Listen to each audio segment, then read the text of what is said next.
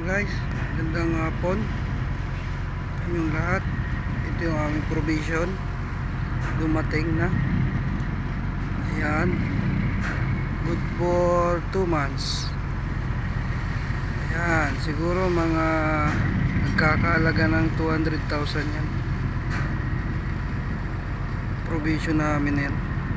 Estimate ko lang yan pero iba pa yung sa talagang totoong presyo niyan sa actual.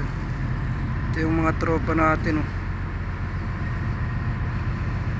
mga ka-standby na sila. Yan, para tulong-tulong, mabilis yung trabaho. Mamaya ulit guys, ito natin to.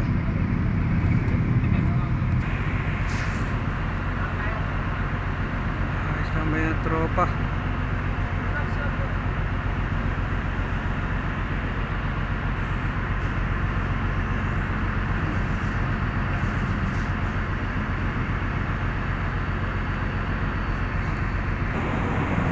Ito guys, yung lubid na nirentahan ng charterer or opisina.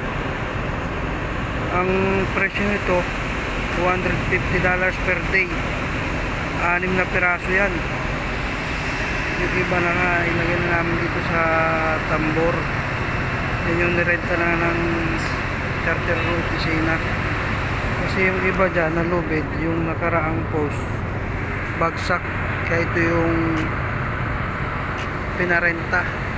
Talagang gastusan talaga to, malala, kasi mataas ang standard nila dito ng safety.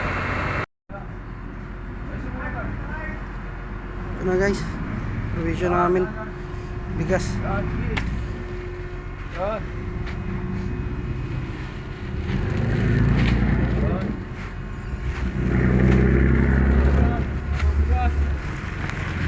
Bigas.